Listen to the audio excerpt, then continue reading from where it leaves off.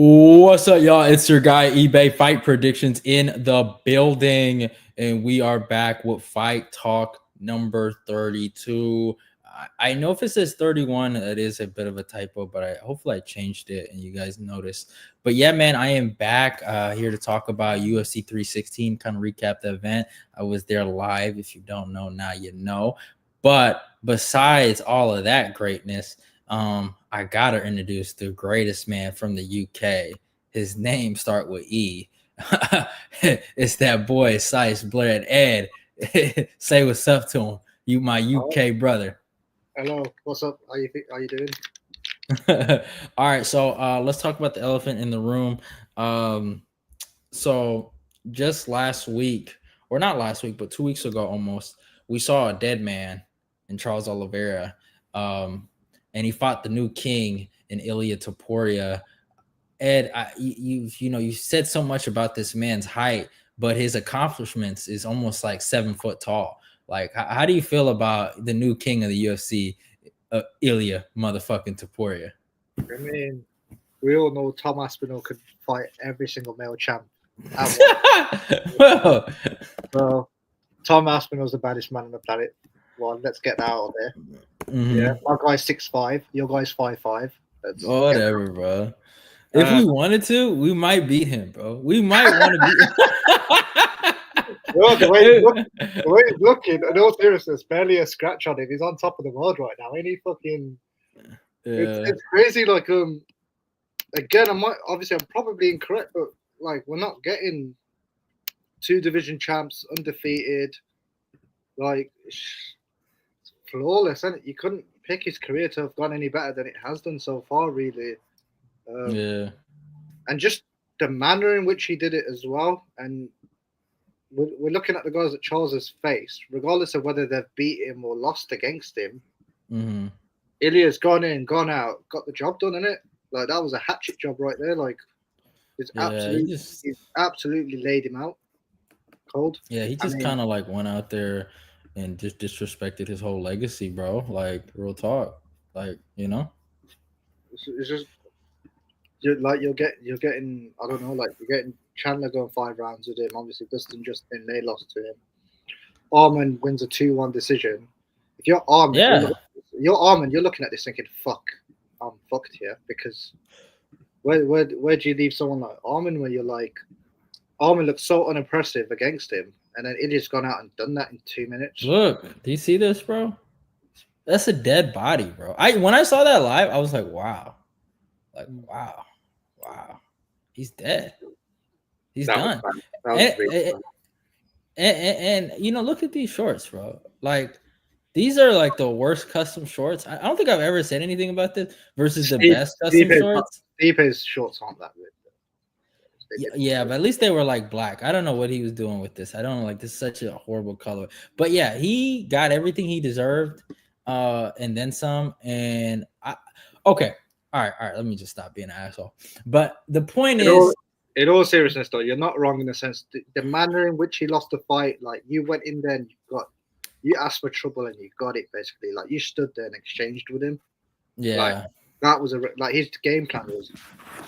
There were aspects of it that I liked. Like he started the round with obviously the nice step-in elbow. Ilia ate that flush. I liked the teep because he was pushing him back as well. Yeah. And he just obviously when they got up after the after Charles laid on the floor and whatnot, tried to pull guard. Then he walks right onto the right hand and the left cross. It was very low IQ for a guy with 40, 50 fights under his belt. Well, I think he just thought. Well, obviously there was a lot of things that went into his game plan that I could tell was a lot of like a little bit of bro science. Like he thought he was going to be the bigger guy in there. He thought he was going to muscle him around. He just thought he was going to overpower him with just physicality, and that's the thing. Like that's when true skill is done perfectly, it can be like brute strength or brute athleticism. And that's what you kind of saw, man. He tried to walk him down, and you can't walk down a perfect shot to your chin. I'm sorry. I don't care who you are. You just can't. It's just like when everything's done correctly, and he exposed him, bro. All he did was jab his body, bro, and set him up. That's really what he did. He jabbed his body and made him look like a fool, right? And then he went up. He went up top. Like it's simple. Like what was interesting though was the success Ilya had with his jab early on. How are you, the smaller fighter, finding your jabber early? And when I watch that fight, all it tells me is like, damn, like Volk, if he would have ever fought him in a champ versus champ fight when they both were like champions, Volk would have just had his way with him. He probably wouldn't have finished him like that, but he would have just pieced him up, bro. You think Volk could have beat Oliveira? I think man, with the quickness, bro, it would have been hilarious. I think it depends on what Volk we got. Like the Volk who fought Islam the first time is very different to the Volk that fought Ilya Topuria. Well, no, I'm just saying, like, yeah, I mean, any version of Volk. I honestly, just like real talk, like any version of Volk beats this man. In my humble opinion, even like the Volk that was compromised, like has a good shot, bro. It's 50-50. But like, but the way I look at it for Charles, you know, like his whole career has been like breaking people down.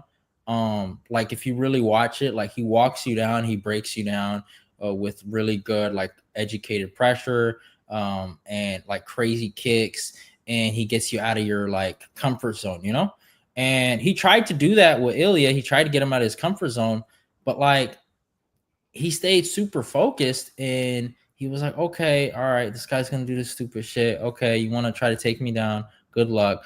Okay, you want to walk me down? You think this is a game? You want to throw elbows in the pocket? Okay, I'm gonna blast you now. All right, I'm gonna blast you with skill, technical, legit punches, and he's turning, bro. He's turning in his punches. He's not throwing these like weak beta male punches. He's really turning, and it's this hip movement, isn't it? It's the way he drives. Yeah, bro. And I'm just telling people, like, he doesn't punch like a regular MMA fighter. Like, you know what I'm saying? Like, it's almost like, I hate to say it, like, you know, because it's kind of crazy, but I really do think he punches like almost on the level of a pro boxer.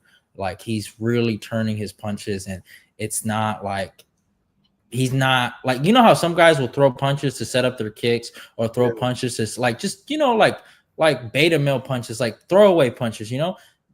Every punch he's throwing counts, bro. Like there's real significant damage. There's a reason. Yeah, you know, and that's the thing. It's like that's why I tell people, like, if you watch like the best punchers like in the sport, you know, even if it's MMA or if it's boxing, you just see these guys like have real legit good fundamentals and how they throw their punches. You know what I'm saying? Or it's God-given talent. But like, but with Ilya, it's a little bit of both, and it's just a recipe for disaster. And Charles, he met his maker. You know. I just can't believe he just fucking took. He took one to give one. He was stupid. I didn't think he was going to win anyway, to what it was worth. Like, I did pick Ilya inside 2 rounds.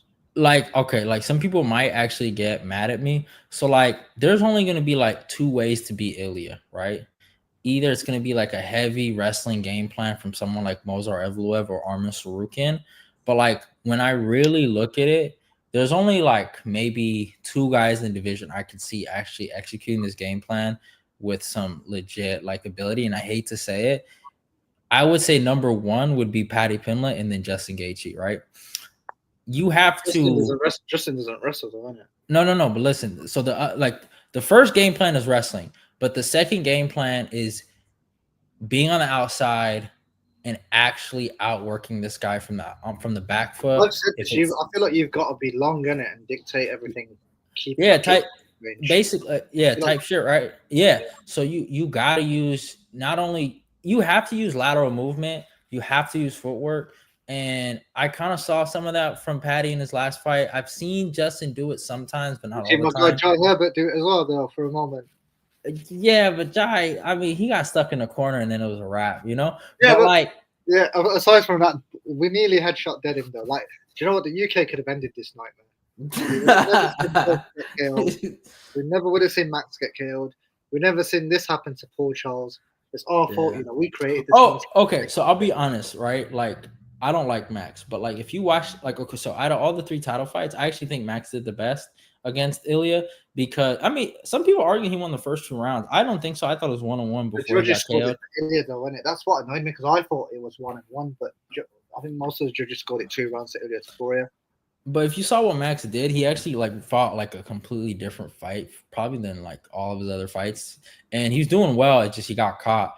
But like you have to throw high kicks, you have to throw body kicks, you have to mix it up. You got to go high and low with your kicks, and He stayed. He you stayed gotta in there move. for too long though, because he stayed in there for too long because, like Ilya says, in it, he puts his combinations. He throws more in it. He's like most MMA fighters throw 2-3 punches at a time. Yeah, The last one that he caught him with a left hook that sent him flying against the fence, and it just yeah, caused so much fucking issues. I think Max stayed in there with him too long. He needed to get on his yeah, body. But the way yeah. Max fought um, Ilya and Justin Gaethje, I think he's fighting a bit different now. I think he knows he's at the point in his career where he's actually taken a bit on. Like I don't think people notice, although he flatlined Zombie, he got fucking hurt in that fight. Yeah, he got hit, bro. He He got got hit. fucking So hurt in yeah. that fight, man. Like Zombie landed some serious fucking bombs on him, and then even But the third fight as well. Volk absolutely beat him up. yeah, so it's gonna take someone to really like kind of like in terms of just being on the feet. It's gonna take someone that can be on the back foot, utilize a real jab, Yeah, utilize their kicks, and also like mix in grappling. That's why I think Patty is actually a harder stylistic matchup because of what I've seen. Like I really didn't like him in the beginning, but he's made some legitimate improvements. Now, obviously, competition isn't on the same level, but what did I say to you, Hefe? Calm down. Everything's gonna be good. I manifested this, as the great Israel Adesanya would say. I told you, first quarter of 2026, Ilya versus Paddy for the lightweight belt. Arman, he's 5'2". He's not going to get it. He can't even get on certain rides at Disneyland. Like, like Paddy the Chaddy, we're going to take another belt home with us. I would of all the belts we've won, yeah, especially the one where we just retired John Jones. This one, would satisfy me so much. If we're the ones to pop Ilya's cherry as well. This guy. I mean, yeah, it would be a good. And that's the thing. It's like that's what Patty would have to do. Almost like how he fought Chandler. It's kind of like the same like archetype in terms of body types. You know. I love the knee. I love the knee he's been throwing though, because he threw it in the Tony fight as well. Yeah. So he'd have to do that. But Armin's also like he's a tough fight too, even though I don't like him. Is it bad that I'm not interested in him though at all? Yeah, yeah. But stylistically, I think he actually gives Ilya also a tough fight too. Those are like the toughest ones. The ones I think Gaethje can do something. He can do something in this fight and where he can make it competitive, but I don't think he'll win. But I do think, he could go out there and use a real jab. Like I've seen it, like the way he kind of like shut down Rafael Fiziev like twice, it's always interesting to me how he kind of like broke that man down. But it's gonna take a masterclass of a performance of defense. I agree with you. I think you have to be perfect to beat him. Yeah, basically. I think you have to be perfect to beat him. And not just perfect, but defensively perfect. You just cannot make defensive errors. You just can't afford it with him. And the thing about Ilya and what I love about his game is like he's not just a striker or boxer or whatever you want to call it. He will wrestle like that. And that's what happened with Jai, because Jai that's what really led to that KO is because he mixed in the wrestling. So Jai had other things to think about, and he went like low, high, and just clocked him, Do you know what? They'll never do this, but I would love to see him and Islam Makhachev in high altitude. Because I think conditioning would be such a factor, and I'd love to see them in high altitude. Because they're both supremely conditioned fighters, but I'd love to see who that weighs on more. Maybe it would be Makhachev because of the weight he cuts, but I would love to see it. But speaking about conditioning, getting him in the later rounds, I think that's something like obviously, Josh Emmett was the only one to really get whooped on, but that was a beating. You know what I'm saying? So it's like it's easy to look good in 5 rounds. when you're beating someone up. But like when there's adversity, and that's why I always wanted to see him versus Mozart. That was the fight I really want to see because I knew that would have been the guy that was going to push him at 145. I knew it because stylistically, that's just such a good fight, you Bonzo only know? has one way to win, though. Yeah, but he's like, dude, he's like a relentless wrestler though. Like it would have been But crap. did you not watch the Elgort fight? Did it not change your perception of him a little bit? Mm, 5 rounds, I think it's a different fight. I think the first three, Aljo kind of like, okay, Aljo did great, but like, okay, again, Amazing. I don't want to like give him too much credit, uh, but like to be honest though, like to be fair, the reason why my opinion didn't change, I saw Mike Grundy do the same thing, arguably. You know what I'm saying? Yeah. Like Mike Grundy actually had like a legitimate good performance against Mozart Evloev. Like people actually rated him after that, and then he basically got washed up. But like my point is though, like Mozart isn't like if he dominates you in the wrestling, yeah. But like if it's like 50-50, he keeps going. And that's why I kind of felt like he kind of edged out the decision was because he had a better wrestling gas tank than Aljo. Aljo might have been like he had some technical areas where he was a little better than him. You know what I'm saying? In terms of wrestling, but like in terms of like the actual gassing ability to keep going, I gotta give it to Mozart. I think Mozart. That's why Mozart ended up winning that fight. And if it was 5 rounds, I think Mozart would have like kind of like I think he would have cruised. And I think that's probably what he's missing is a 5 round fight. Like when he fights Pico, that's gonna really show me if he's elite or not. I'll be Like honest, even though, huh? people, I'm not going to pretend I've caught the odd fight, but not enough for me to like. I mean, Pico. I no, okay. I shouldn't say Pico is like elite, but like I want to see what he does in the championship rounds. You know what I'm saying? That's what I mean. Like Pico, I wouldn't say is an elite UFC level fighter, and I love Pico, but I don't want to hype him up because I feel like every Bellator guy that's been hyped up lately has just like shit the bed. I had such high hopes for Patrick Mixon. Oh, do you want to just talk about that real quick? Like, I feel like yeah. Dude. Like, I've never seen like there has to be one of the biggest like letdowns ever, right? I think he just got stage fright. I don't know what it was. Yeah, I was like really surprised. Like, but I mean, good on Mario, man. Mario fucking took his soul, Has Guru still got the bounty on him? I mean, you kind of can't hate on him after that. Like he beat a legitimate, like I mean, dude, like you could say like that's the greatest Bellator bantamweight of all time. You could legit say that about Patrick Mix. You know what I'm saying? Like, and he went out like, and Mario just went out there and jumped 1-2 his ass to death.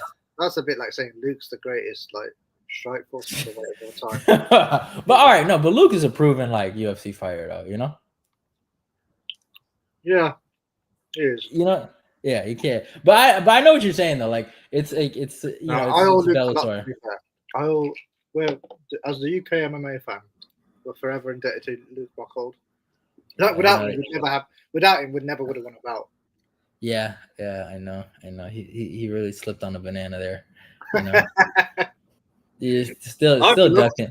Ducking the trilogy, by the way. I'd have loved to see the trilogy though. But dude, we would have murdered him, bro. We would have like it would have been so bad.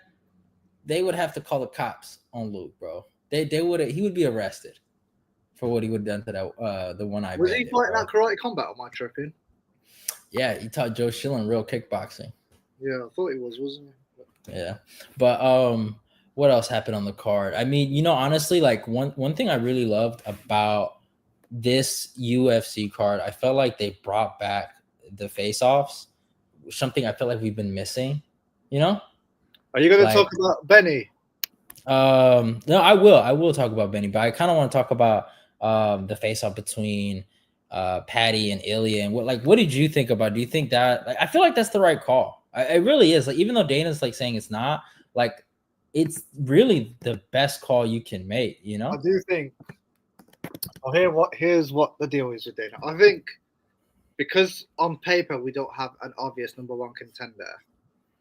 Dana obviously when it comes to negotiating the fights or whatnot, Dana leverages the other schmuck against them. So like when he negotiates with Paddy, he'll be like, "Well, Arman's next. We could offer him the fight." and then that's how they get them to accept less money for the fight, right? And vice versa. Yeah. Whereas if you come out and say Paddy's the number one, then Paddy's gonna go like, this is the number I want. This is when I want to fight. This. Mm-hmm. It makes it trickier to negotiate, and the UFC like having all the eggs in their basket. So I think that's why he got pissed off. Paddy was in the cage. Yeah. I would like to see Paddy fight him next. Of course, I would next quarter, like first quarter of 2026. But I also want Paddy to get another fight as well. Yeah. I'm not saying Paddy's not ready for this fight, but in my head, I want to be like, I do believe Paddy can beat him. But like you said, I actually want him to fight someone where there's ramifications if he fucks up in the octagon.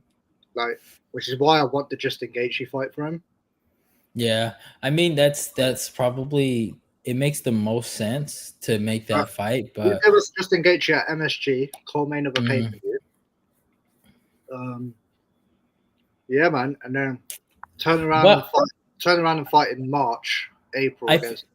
I feel like, but me personally though, I feel like he beat Michael Chandler so effectively and in such a good, like, I mean, honestly, like I spoke about Volt winning the belt and that was awesome, but I mean, I felt like Paddy stole the show, you know? Yeah, no, I hear that. Do you know what it is as well? I think obviously, like I said, like you think about what everybody said when he first came and what they're saying now. Yeah. Bobby wasn't landing on him, Tony wasn't landing on him, and Chandler wasn't landing on him. Whereas he was getting clipped. Like, he wasn't getting, like, dropped, but he was getting clipped in the earlier fights. He's learning to use his range and his distance. He's starting to learn, actually, do you know what? I've got a decent reach. I've got a decent frame. I'm quite big for the division. Why the fuck am I letting all these jabronis land all these haymakers on me? Yeah, and he's like, he has really good leg kicks, like, honestly, like effective, like actual leg kicks. And I love the one he throws off his lead leg, though, the high kick off the lead leg. Yes. Yeah, that one's. Yeah. So when you look at that kind of, like, stylistically, right? Honestly, like I don't like Paddy at all, but like when I talk about an actual fight that might be tough for Ilya, a guy that's going to utilize every skill he has to effectively win via like a strategic game plan, it's Paddy Pimblett. Like, I can't really, I mean, Armin's going to effectively throw kicks, but like they're not damaging kicks. They're kind of throwaway kicks. You know what I'm saying? He's going to throw high and that's going to set up his double leg. You know what I'm saying? It's like shit like that. Right. Well, that's the next question though. Uh-huh.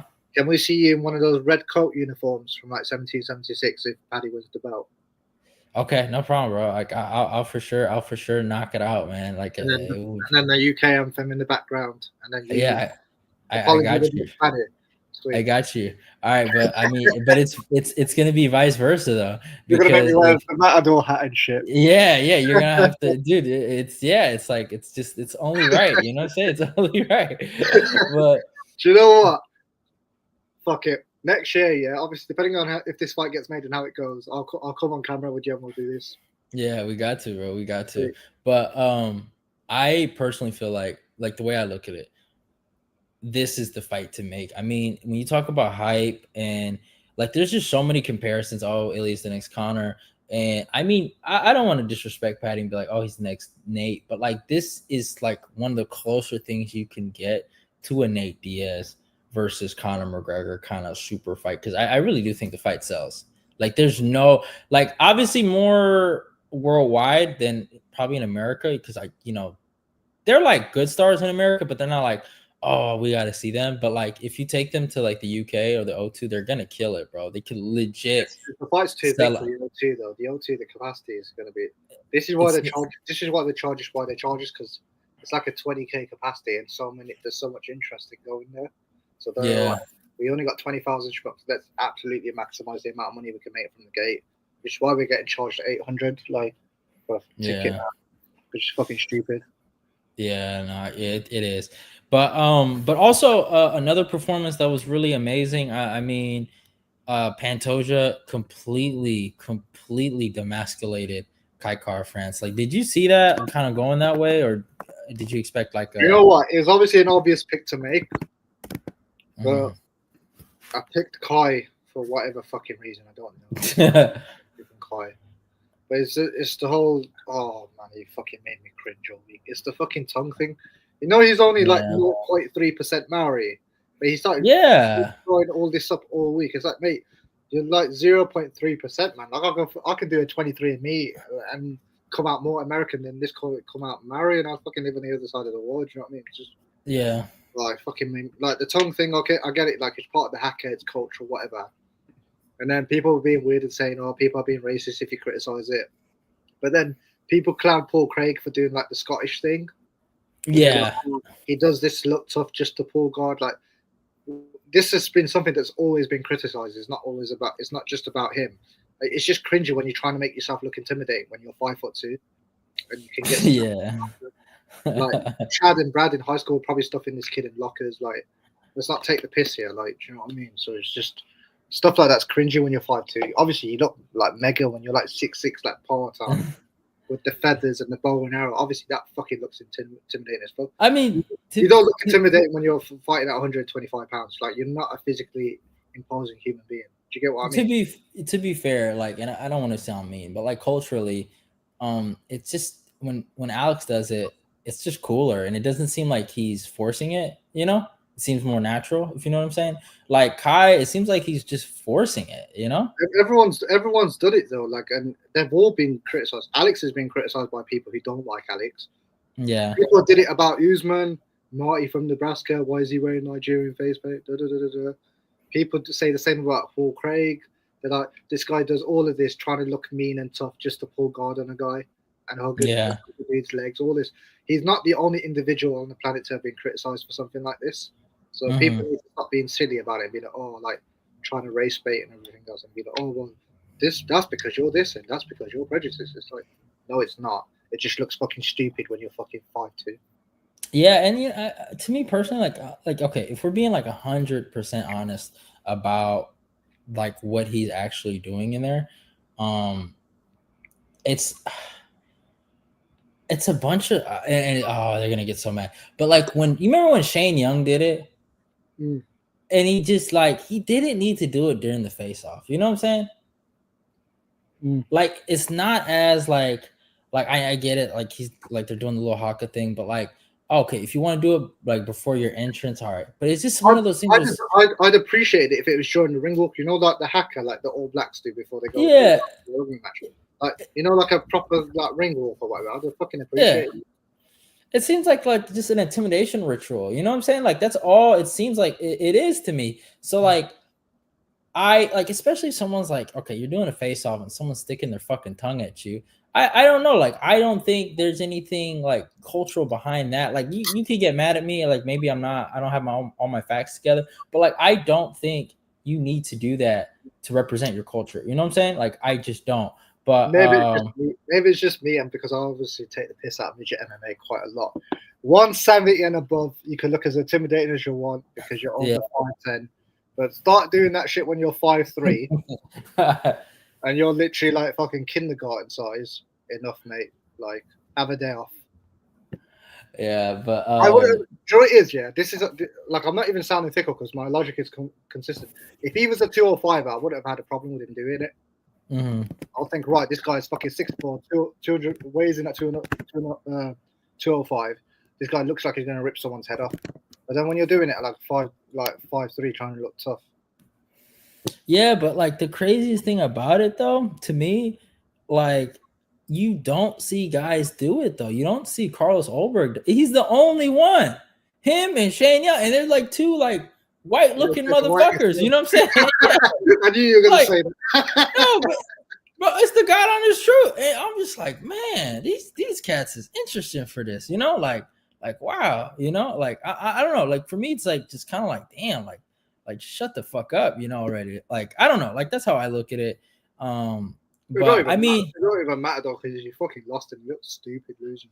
Dude, and you know, it's so crazy. He just dominated him, bro. There was not like I don't even think Kai. Like I thought Kai was gonna have some type of success in the striking, but he had no success. Like he did better in their first fight in Tough. Like he legit looked like he shouldn't be in there, like in a title fight. If there's ever a fight to show that Pantoja is levels above everybody in that weight class, it was this one. Yeah, like I know Joshua Van kind of like made headlines on the card. He looked phenomenal, by the way. Shout out to the young short king. Yeah, and also like speaking about Joshua Van, they did a great job of kind of like promoting Pantoja's next fight. You know what I'm saying, with Joshua Van. And what did you think about that face off and them kind of promoting the fight Oh, like I that? loved it. I loved it. And Josh seems like a really cool kid as well. He's still young in the game, still learning. Mm-hmm. Regardless of what happens, he looks like a kid with knuckles down and like learns and carries on. Like, yes, he lost to Charles Johnson, but he's just kept going in it and he's kept working hard. Yeah, Like, he's looked amazing. I mean, it looked really um, good. Yeah, so honestly, credit to him. Like I've said to you in it, like this sport isn't like boxing where you get fed 30 tomato cans and then you get unstuck. Like this guy got mhm, found out very early and he's made adjustments and he's improved. And all you could yeah. do, like, hang your hat off and go, you know what, fair play, young man, well done, good job. And I stylistically I did think he was going to be a problem for Royval. That's why I kind of picked him. And I was kind of big on him, but he kind of reminds me like I hate to say it, like, but I got to give him his props. He kind of reminds me like a mini Max Holloway on the come up, because it's like he's just kind of running through these guys that should be better than him technically, right? Like on paper, right? Like, oh, Ravel's taller, he's longer, good grappling, like, more experience, like, all these things. But like, he went out there and fought him as if he was the veteran. And that's one thing I liked about the way he dealt with Royval. And he kind of exposed Royval for being a bit of a brawler, especially like a long brawler, which is like crazy to me. But I like, said it was the same thing as what happened in the Charles thing. He was like, he was long, but he got in a pocket, man. He just was, he was fighting in a pocket with this guy. well, and what's crazy? Like, there were moments where he was trying to use his jab, and I saw it, but like he would do this dumb thing where like I don't know if you peeped it, but like he'll throw this either like it was like I think he tried to throw like a 1-2-1, and he'll like slide his head like kind of like outside the center line and just kind of like like just throw these like three like kind of clown punches just for output, and it was so ineffective. Like that's what I felt like kind of like killed him. Like I understand like he was trying to That's what a lot of them do now. They just want to look busy for the judges' scorecards. Because right. So like Royval knew he wasn't going to kill him, and I think Van knew that he wasn't going to kill him necessarily. So a lot yeah. of it was down to right. I need to look busy, but at the same time, I need to touch. But You know it what I was mean? like so like I noticed like Van was having so much success countering that one particular like sequence. And like it's crazy if a guy is smaller than you and has like smaller reach is just kind of like pullback countering you to a certain degree. I liked that about him. That showed to me that he learned a lot. Like he took on board what was going on. He was Yeah. able to process it, and he's able to think on his feet and go, right, this is what I'm going to do. It's not like Mhm. Pete where I'm taking 15 minutes to figure out what a schmuck's doing to him. Oh Like my god. he's All right. actually Well, Pete Leon, yeah. he's the dial up internet. This guy's on the 5G. Do you get what I mean? Yeah.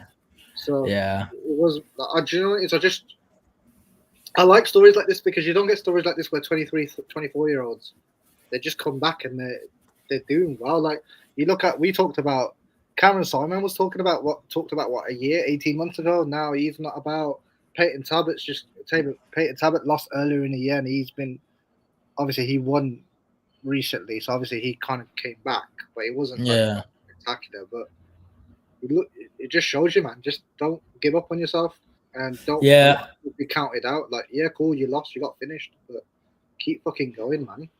Yeah, and I think what the thing with him though, what makes him so effective is that he just really has solid boxing, bro. Like honestly, like as much as I watch him, like and I even watch him train, he really has good hands, and he's just taking advantage of some of these guys that are. Question for UFA: is boxing Uh, the new meta for UFC with Topuria, I I know. Jack Della Well, Are we it getting should. Jabroni's back? No, it shouldn't be, because it's like these guys should like kind of like get figured out with kicks and wrestling. But here's the thing, like, okay, so this is the way I look at it. Like, Ed, you have dummies in MMA that play other people's games like at such a consistent rate. You can really be an effective just MMA boxer at this point. Okay, I watched Jack Della Maddalena, right? And I watched Bilal Muhammad, and I was happy he beat him, and I picked him to beat him. But if you look on paper, Bilal can do more stuff on a skill for skill level than Jack. But that's the beauty of MMA. You don't need to be great everywhere. You know what I'm saying? Like in every other sport, in basketball, you have to be high level in a lot of areas, right? But but in MMA, it's one of those sports where like, oh, I'm not really a good kicker, Yeah, nor am I a I good think, grappler, but but that's I what have an it is, though. equalizer with great boxing, you know? But I think Mighty Mouse said he said to me he said something like on one of his podcasts. He said, like MMA is one of those things where you can be the least talented and still be a world champion. Like it's not hard to be a world champion in MMA compared to NBA, NFL, or these. Yeah, like Because he said you can look at a champion and go, right, this guy's the champion of your weight class, but he has no takedown defense, but he puts people out all the time. I think that's what he was kind of saying. Like you can get someone, like you can't get away with not being like in MMA, you can be like a 10 out of 10 in something, but mm, generally fives and sixes across the board. But okay, like you could be really good at something. Whereas he was saying in amongst other professions, you have to be a solid 7, 8 across the board to get somewhere.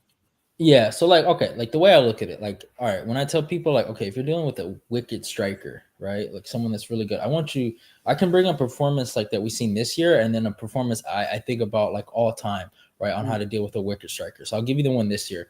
What Marab did to Sean O'Malley is how you deal with a guy that you feel personally like okay, he has an edge on the feet. You have to mix it up. And then I go back and I think about in my opinion, one of my favorite 155-pound performances at lightweight was Rafael dos Anjos versus Anthony Pettis. That is how you That was demasculate. amazing. That's how you fight a schmuck like that. Yeah, I agree. Exactly, bro. You cannot play their game. And you have so many, like Roval, like I was just amazed that he didn't attempt to clinch. He didn't attempt to wrestle because he really has like his ace is his jiu-jitsu, you know? And I was just amazed by that. And some of these guys, like I get it, like momentum, like it's hard for guys to make adjustments, you know, like you see a lot of MMA fighters that they do good if they have good momentum and they Yeah, don't do good necessarily when they're like, you know, on the downward spiral. Like there are guys like that and I get that. But like if you're like, damn, okay, this is not working. This kid's a little like more sharper than me with the hands, and he has like good footwork, and maybe I'm not catching the kicks. I need to switch it up. You know, some of these guys either they do it too late, like Bilal Muhammad, or they don't do it at all, like Royval. And that's what happened. Like, it was an amazing fight, and Royval did keep up. I'm not gonna act like he got beat like 30-27. I scored like 2-1, but like that's the thing though. He fought at a phenomenal pace, but it just showed that he still lacks the maturity, and that's what I and found. That's what I found so refreshing with Van, because like I said to you, this young man, 23, 24, like for context, I'm 27, so when I yeah. see someone like that fighting at the level he's fighting at, that inspires me. Like as corny as it sounds, but it's like you look at him and you're like, how can I hate on him? Yeah, no, you can't. And then also, like, I like how you brought up the maturity, but like, he also at like 23, he has the technical maturity Yeah, over Royval, who's okay. Like, arguably, Royval had shut down the division. You know what I'm saying? yeah. And he was breaking these guys. He beat Moreno. He beat the fucking Asian kid. What's his name? You know what I'm That's what I'm talking about. saying, right? Yeah, he beat him, right? He's just looked amazing, right, in this division. And he has so many wins over, like, he has wins over Kai Car France. You know what I'm saying? Like, Tim Elliott, like, good guys, legit guys, right, in the Yeah. division. And it's kind of like, damn, like, oh, he just can't beat Pantoja. But honestly, like, I think with Royval, like, and something he's going to learn, if he does move up to 135, you got to step up your skill game. Like, you know, and in your technical game, like, you just have to. They hit You just, hard at what they hit harder at 135, man. yeah. And, you know, Can you you can't imagine him doing just, that with a Rob Font? Like Yanez learned the hard way. Can't do yeah, that, like, man. and he kind of just gets away with mongoloiding people. Like that's what he kind of did to Moreno. If you go watch that fight, like he just kind Yeah, of like cardio mongoloid him. You know, like you know what I'm saying. Like he just kind of like outworked him with just pure pace and cardio, and Moreno didn't know how to like effectively counter and make him pay. You know, that's what Van did effectively here. That's what I love about that scrap is he made him pay. Like, okay, you want to throw all this dumbass like output, like fucking pity pat shots? Okay, go ahead, get your shit in. I'm gonna make you pay every time you think you can just overextend. I'm gonna pull back and I'm gonna blast you. And he blasted him. He kept blasting him. And dude, a minute left. He's gonna smoke him. Like that's all he needed was a minute extra in that third round, and he would have got him out of Yeah. there. Like, yeah, that's how I look at it. But I'm glad that was one of those fights where, obviously, like I said, we're not boxing fans, so we don't look at someone who loses and think, "Oh, what a schmuck." But yeah, I'm glad he got his like win money as well. Because what a fight those two gentlemen put on. yeah, no, it was an amazing scrap. I mean, I, overall, like, you know, It was a good card though. Like yeah, it was. like even look at like my card was basically done at 155. Fucking hell, that was. You know, and when we talk about like fighting spirit, indomitable human spirit, you talk about one guy. It's big man Benny Dariush, bro. I told anyone that was willing to listen, he's gonna teach this man true respect. And not only did he go out there get dropped, he's like, I was like, damn, all right, shit, okay, Benny, come on, get up. He went out there and taught Mr. Jiu-Jitsu, Mr. He does this because he needs to make money. He can't afford to be broke. Yeah, it didn't work out, buddy. All right. Benil Dariush took everything from that man's bank account and made that man a Section 8 clown. Okay. All right. Benil Dariush for fucking president. Okay. I'm just going to say it right there. Comeback fighter of the year, inspirational fighter of the year. You know what? In all seriousness, potential number one threat to Ilya Tapor. Watch out, guys. Watch out, bro. The first round we need to survive. That's it. I know we said we'll fight Ilya in first quarter of 2026, but you know what? I think Paddy could do with a tune-up fight at MSG. We'll fight. Dude, Paddy's got a spare 5 minutes, I think. We'd embarrass your boy, okay? We really embarrass him. All right, do you see this menace? Do you see this fucking mean machine? He looks so old, though, isn't it? It's fucking mad. And they're the same age as well, I think. You know, and one thing I loved about the performance against Mocanho, he blasted him with kicks, bro. Like, obviously, that's why I think he got dropped, was because he kept blasting with like naked body kicks. But like, his kicking game is so underrated. Like, and Mocanho just thought he could just like outwill him, and you know, I don't know what Mocanho kind of came in there. I think, you know, when he got the knockdown, he probably thought he was going to get him out of there. But Benny's grappling is so underrated. Like, that's why it makes me sad that the Armas Rukian fight went the way it went, because we didn't get to see enough from that fight. Five rounds, bro. 5 rounds. I'm telling you, bro. Benil would have had his way with that guy. You know what I'm saying? So he's in a way, what ain't he though? Because he won't necessarily fight upper echelon competition, but he's already beat he's fought the likes of Gamrot. He's fought Oliveira, and then beneath him it's like guys like Paddy, Chandler. Like, he's not gonna like they won't give him Chandler.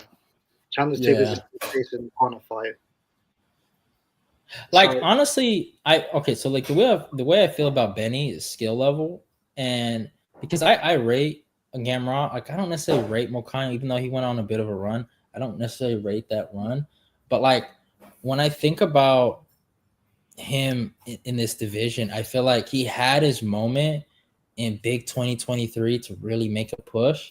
And I'm telling you, bro, if he would have survived the first 2 rounds against Islam, rounds 3, 4, and 5, that man would have been toasted, bro. Dagestan would have been on their knees crying, bro, because big man Benny Dariush would have got it done. But sadly, Charles Oliveira got in the way, and Armas Rukian used evil Armenian dark magic to win a fight. I'm looking at the rankings now. Do they give him a physique? But there's rumors that physique going to 145. And then there's Joel Alvarez or Grant Dawson. But Grant Dawson's just decision Diego Ferreira. Like, do you really, after a performance like that, do you really give him someone with the name value of a Benny Dariush? Yeah, it's kind of one of those tough things where it's like, I kind of want to see Benil versus Dan. That's kind of a good fight to make. They've kind of like circled around each other before, and they've thought about fighting each other. But that's always one of those where they've been in and around each other for so long. How have they not fought each other before? Does that make sense? Yeah. I look at that and think that we've never seen them two fight. That's actually quite crazy. Yeah, so it's also the scrap that we can see. I get the impression Dan's holding out for Justin Gaethje and Justin's holding out. But I don't. I think Justin's done with fighting Dan after like the fight cancellation. Like, what's the point? You know, he already fought Fiziev. I think Justin's in his head. He's like, okay, if I can get a number one contender fight, I don't really need to fight Dan. Dan's in a situation where like, all right, he beat Gamrot. He's on a resurgence. You know, he's on a good streak, but he needs like that's the thing. Like the Justin, if he would have knocked out Justin Gaethje, that would have been a great win for him. You know what I'm saying? But for like title fight implications, but it's the division's like in a weird spot where like it feels like such a standstill. You know what I'm saying? No, I hear that. It is. That's why I think we need movement, and this is why I think it's not as simple as booking the next title fight. I just think we need movement. I think you need to start matching these people up. Like obviously, Charles is going to have some time out, but Michael Chandler, like you can't fucking sit on your ass and wait for Conor McGregor to fight, or we'll fuck you off. You can go to PFL and fight Aaron Hughes or something, like Paul Hughes or something like that. You fucking. That's such a sad situation for Chandler. He's legit gonna have to fight young guys now. Like he can't. They have to do. But this is what I would have done. I would have booked him against someone with like who's got great ability, but nobody knows him. Like I'd have booked him against a Bahamundes or a Rufi. Yeah, like but and the problem with Chandler is like, I felt like he had one good prime year. That was when he fought Dan, and then he fought Charles, and then he fought Gaethje. That was like his kind of like prime time. And then he looked good against Dustin, though. I'm not gonna lie. I think he's looked good in all of those fights, though. I think the Paddy fight he looked like. I think the Paddy fight he looked like shit. I think it's only the last two fights he's looked like shit, and I thought he looked like shit in the second Charles fight. And I thought he looked like shit in the Paddy fight. But I don't think he looked like shit. I think you can physically see his skill level decline. Yeah, I mean, honestly, like, and I just do think these guys are passing him up. Like, you know, he comes from that era of like Eddie Alvarez, and and I say that with all due respect, but like, you're not wrong though. It is very much the Pettis, Eddie Alvarez, RDA. Yeah, it's a different level, bro. And he wasn't he was good in that era, but he wasn't the best. You know, like Eddie beat him in the rematch. I don't know how well he would have done in a primetime UFC. Like, honestly, real talk. Like, I don't know how he would have done against a primetime Conor or a primetime Donald Cerrone. 2016, 2017 when we had. I don't. Maybe I think he might have beat Eddie in a trilogy, and he might have beat Pettis. But like, when we talk about Chandler, I just don't like. I like him. Him and Michael Johnson would have been fucking sick though. Michael Johnson was top 5, top 6. Yeah, like, but I just think like the thing with Chandler though, like, and it's my biggest criticism of him. He's just defensively deficient, if you know what I'm saying. But he could be so much like, okay, people really gotta watch some of his old scraps in Bellator where like he was in and out and he was smoking people, and then he was one of this guy that was like he was so impossible to out grapple, right? That guy is the guy I thought we were going to get in the UFC. The guy that we got, I don't know. He's like, it's like he regressed. Like he forgot what got him to the game. And I don't know. He just became like almost like a crowd pleaser or just, you know, I don't know. Like I got disgusted with it. Like, you know. Life though, isn't it? He's got like the analyst job as well. Like everyone knows he's got an analyst job lined up for him when he retires. Like like the UFC are going to pay him a handsome pension and all the rest of it. Mm-hmm. I think he does. I think the whole entertaining thing is kind of like copium in it when he loses. It's like, you know, when he picked up Charles at the end of round 5, knowing that he'd fucking been outputted every round. It's like, yeah, there's no point. There was literally no point to what he did. Like this, I lost, but I put on a good show, guys. And then call that McGregor for the 20th time. It's like I get it, though, innit? McGregor fights are life-changing money, but he's just not dependable in it. Why go chase him? Like, I think it's just one of those things where I think he could have fought, like he could have put himself in a spot where, because he hasn't fought everyone and because he's so intriguing, like in the sense of, you think if he knocked out like Dustin Poirier, like he wouldn't have potentially have fought Islam Makhachev for a bout. Yeah, he would have. I mean, if he would have, honestly, he was on his way. He was on his way. Because of the level of competition he's fought, I genuinely think he was one impressive win away from like a title shot. Like, I think if he had beaten a Dustin or a Justin, yeah, he could have fought for the belt, or like it's just one of those. But he's just held out for this like pipe dream. Mm-hmm. Yeah, But and it's sad. Like I feel for him. I do feel like I feel like Connor did some legit damage to his career. Um, and I think Connor does as a man. I think he owes him a fight. I honestly, like, just real talk, like, just being God honest. Like, I mean, he could have done a lot of stuff in those 2 years you've he seen this waited. UFC. I don't know how true this is. It's probably made up. This whole UFC White House thing. Well, yeah, so I've seen that, right, and they're hyping it up, and that's the only way to make it up to Chandler is giving him the fight there. Like, honestly, and honestly, it hurts me to say this, as an American. I think Connor just goes out there and whoops him. Like, I know a lot of people think Connor is like washed, but I really think, like, I've seen the sparring, I've seen him train. I think he has one, like, kind of like almost like Cerrone type performance left in him to go finish someone in the first round. And I think Chandler's the guy. I think he's the body to be given for that. Is it not awkward like performing in front of your president when you guys don't really have like an American champ right now? It's a bit awkward, isn't it? Like he's flying the flag for America. Oh, wow, the shade, the shade. Oh shit! Kayla Harrison's representing you guys. Like, how does it feel for Kayla Harrison to represent Cheeseburger MMA? Listen, all right. If there is no America, there is no MMA. I just want you to know that, okay, sir? All right. Just be grateful that you can even talk about this sport and America in the same sentence. All right. Did we not? Did we or did we not retire your greatest ever fighter? Yes or no? Without fighting them, I might add. Bro. First of all, he's not okay. It might be. I don't think he's the greatest. Well, maybe the greatest USA cat, but like, I don't. I think, you know what? I'm gonna cop out and say the Canadian was the greatest MMA fighter. I'm gonna say it. Yeah, I'm gonna say it. So that's gonna be my kind of take there. Not But the Brazilian, no, the one that the UK beat. no. We're not giving them no credit. But the way I look at it, though, like, for John personally, like, and we could talk about John. I mean, John just recently retired, and I don't know, man. Like, it's kind of weird. Like, I'm kind of happy he's gone.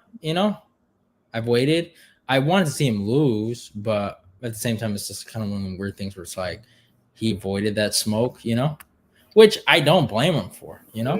I get it. I don't blame him for that. My issue is he's told the UFC for the last 2 years that he has no intention of coming back to fight, and the UFC have still fucking dragged this along.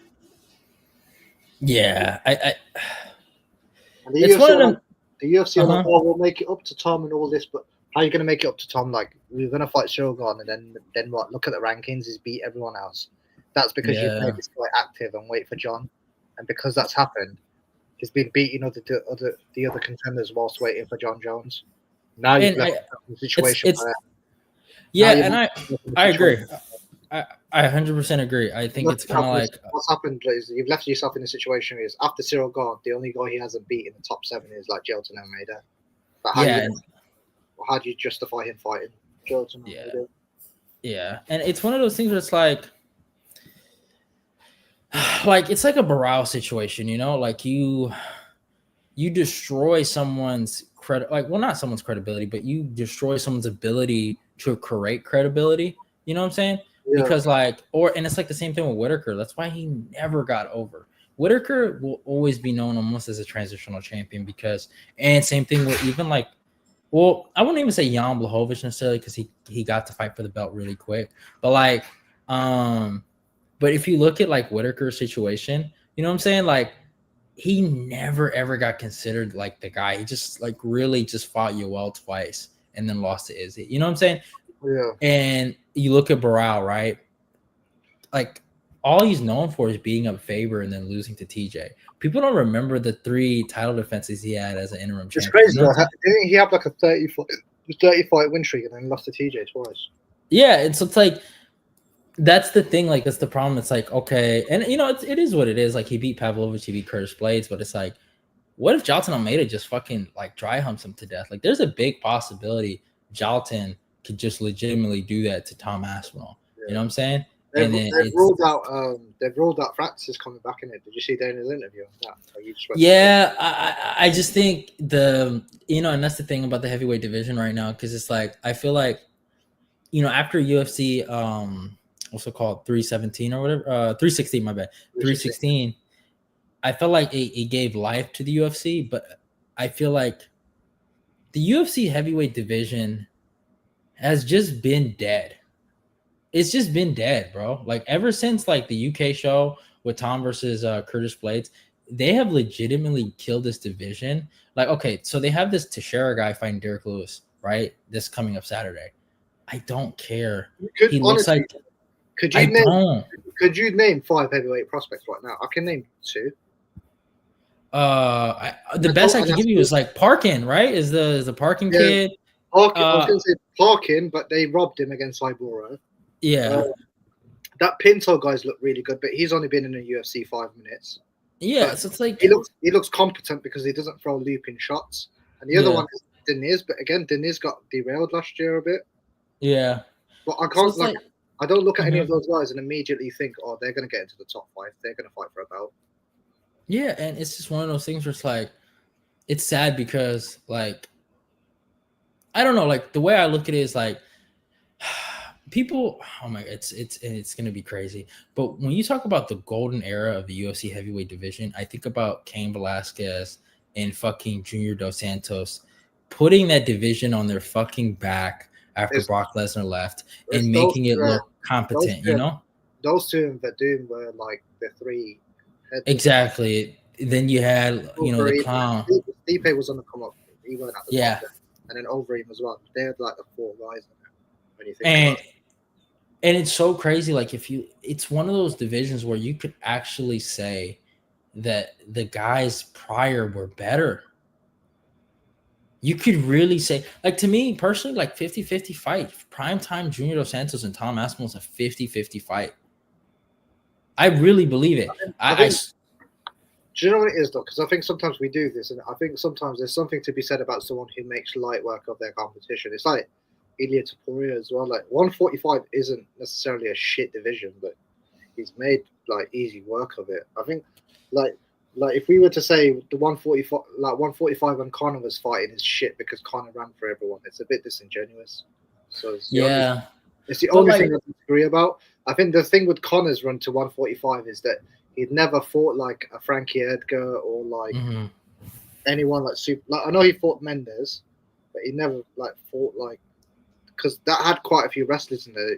Like half of them were from Teeth Alpha Male, but he'd never really wrestle heavy guys at 145. But it is what it is. Yeah. But I do think my thoughts on when divisions are a bit scarce. Either you sign guys at the Contender Series and all the rest of it. The Ultimate Fighter is another thing to do. But I think you look at the guys at 205 and go, right, could you fight at heavyweight? Yes, we'll throw you an extra 10% on your fight person. If you go to heavyweight, instead of you needing 5 fights to get into the rankings, 2 or 3 fights with a couple of like performance of the night bonuses will get you in the top 15. Like you need to incentivize them to like move to heavyweight, I think, because you got a lot of 2-5ers. Like Petrino's going to heavyweight, I think. So we saw Ryan Spawn do it. What's his name? I mean, they got that Acosta guy, right? Yeah. He looked okay.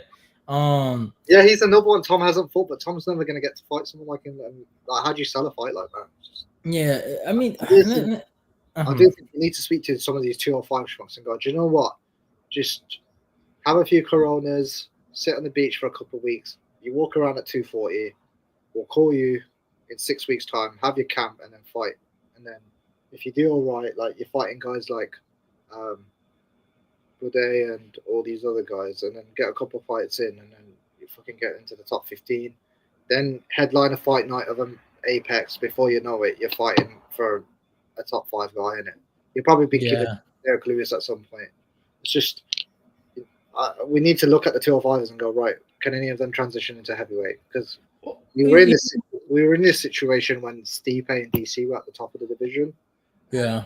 Do you remember when we had OSP and Gustafsson and them guys coming to heavyweight? Yeah, like, I remember that. We gave life, It gave life.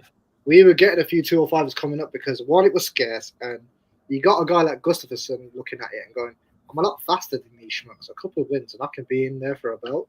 So Yeah. I mean, Well, that's what we need to do. and you just look at it like you look at the guy that just fought like Curtis Blades, right? Just recently.